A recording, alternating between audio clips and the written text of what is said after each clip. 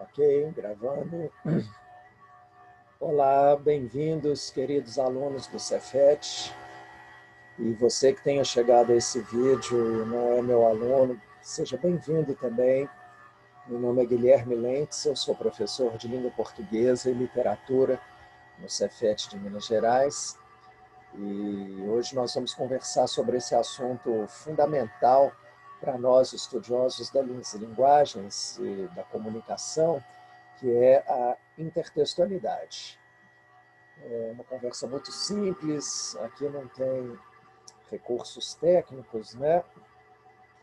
Já estou até meio sem voz aqui das tentativas de gravar esse vídeo.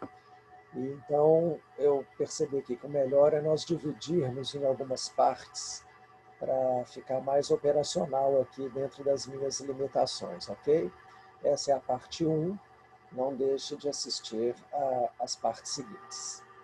Bem, a primeira coisa que eu queria conversar assim, com vocês é que intertextualidade é um fenômeno extremamente amplo. A gente usa essa palavra, intertextualidade, para fazer referência a um grande número de fenômenos. Mas, via de regra, poderíamos sintetizar essa ideia dizendo que intertextualidade é a presença em um texto de qualquer tipo de elemento de outro texto. Então, se eu tenho um texto e trago para dentro dele qualquer tipo de coisa de uma outra fonte, isso é intertextualidade. Então, como vocês podem ver, é realmente algo assim muito vasto, que inclui desde elementos extremamente específicos a outros elementos extremamente genéricos. A intertextualidade ela pode ser extremamente clara, ela pode ser extremamente sutil a ponto de, às vezes, nem ser percebida. Então, eu posso, por exemplo, se eu escrevo uma história, colocar dentro dela um personagem de uma outra história, ou um personagem muito parecido, com características muito semelhantes.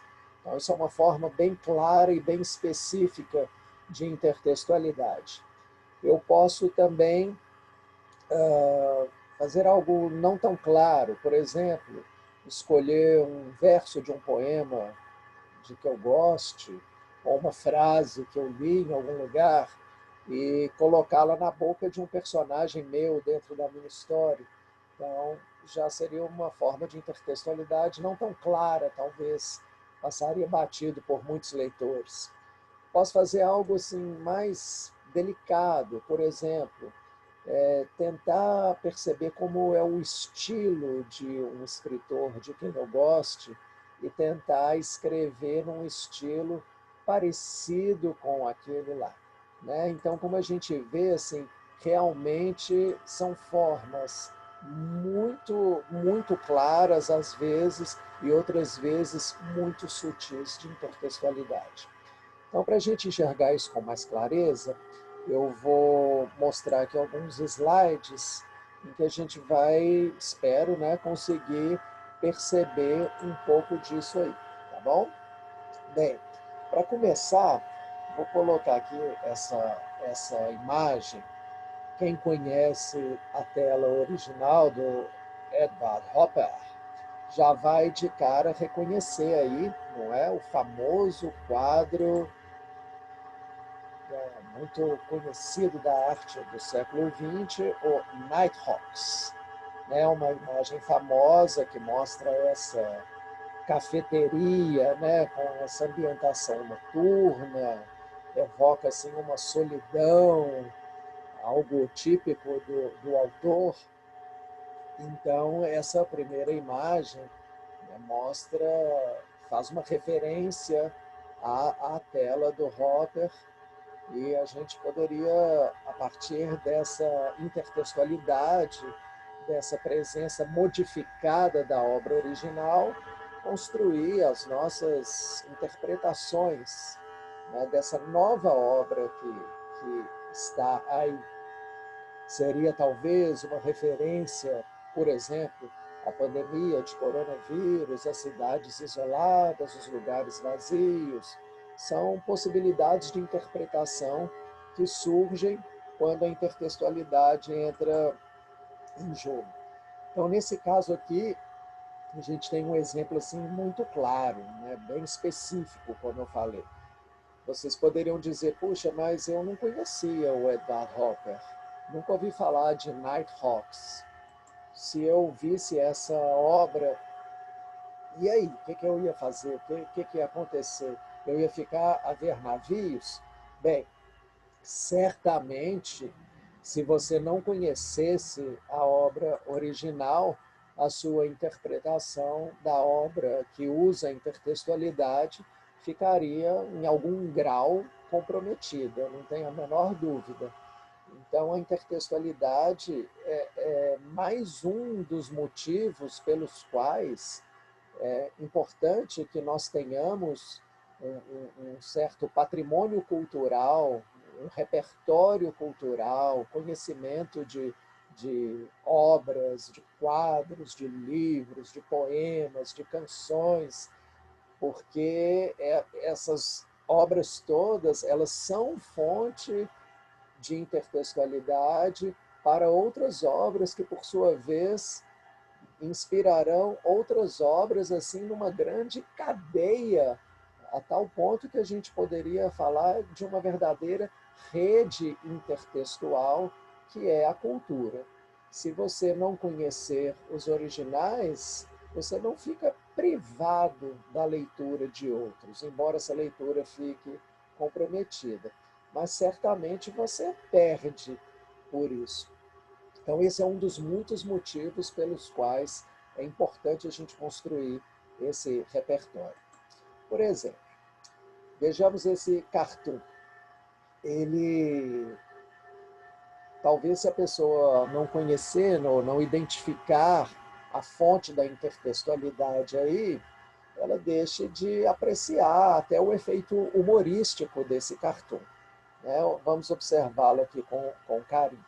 Como a gente pode ver, o cartoon mostra aqui uma figura feminina, adulta, podemos presumir que seja a mãe, né, dessa criança que está aqui no cantinho do castigo, né, e a mãe briga com ele por algum motivo. Veja, a nossa própria percepção disso já decorre da nossa vivência intertextual, porque pelo nosso conhecimento de história em quadrinhos, a gente já sabe que essa fumacinha que aparece em cima da cabeça da personagem, ela, nesse universo dos quadrinhos, traduz uma insatisfação, uma frustração, um sentimento de raiva qualquer. A gente pode nunca ter sido colocado de castigo dessa forma, né, de alguém falar, fique lá no cantinho do castigo. Mas pela nossa vivência intertextual, a gente já consegue identificar o significado dessa posição. Bem, a personagem mais ou menos aponta para cima e a gente vê que o teto da casa está todo rabiscado, o que provavelmente é o motivo que levou esse garotinho a receber essa bronca da mãe, né? Mas como que esses desenhos foram aparecer lá no teto da casa? O que que esse menino fez? Aí a gente aciona novamente a nossa capacidade de leitura intertextual, porque a gente percebe que a roupa desses personagens não é da nossa época.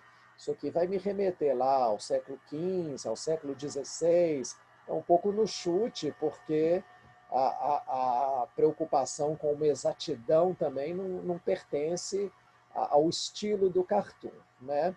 Mas a arquitetura da casa, tudo isso nos faz pensar nessa outra época. Então, o conjunto desses elementos vai nos trazer à mente o Michelangelo, o grande artista do Renascimento, que é conhecido, entre outras famosas obras, por suas pinturas no teto da famosa Capela Sistina, né, lá no Vaticano, uma das grandes obras do Michelangelo. Ele tem tantas obras importantes que é difícil escolher uma para a gente falar. Essa é a maior de todas. Mas certamente o teto da Capela Sistina é uma das criações mais icônicas do Michelangelo, né?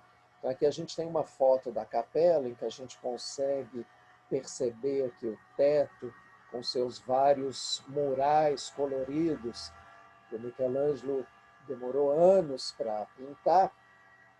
E a gente então faz esse caminho de leitura quando vê o cartoon aqui, né? Pensa no Michelangelo, inclusive consegue identificar nos desenhos que estão colocados aqui em estilo mais infantil, a gente consegue identificar os mesmos temas que aparecem nos murais da Capela Sistina. Por exemplo, vamos pegar aqui em primeiro plano aqui, ó, a gente pode ver um painel famoso, que é o da criação de Adão. Nós todos podem visualizar aqui no alto da tela. Temos aqui a figura de Adão, deitado, esticando o braço, e na outra extremidade do quadro, a figura de Deus, esticando o braço para conceder a Adão o dom da vida. Então aqui, olha, nós temos a mesma figura, não a mesma, mas nós temos uma referência a essa figura. Deus cercado pelos anjinhos, pelos querubins, e Adão esticando o braço para receber de Deus aqui o dom da vida.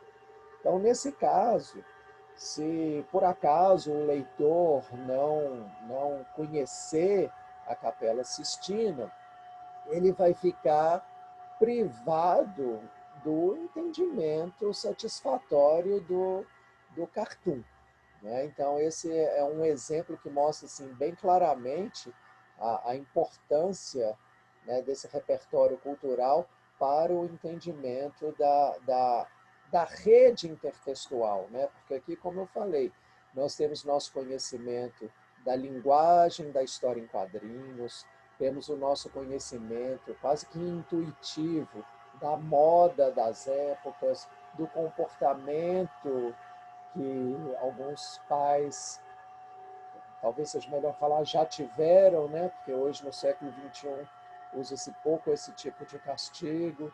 Temos o conhecimento da obra do Michelangelo, do estilo de desenhos infantis.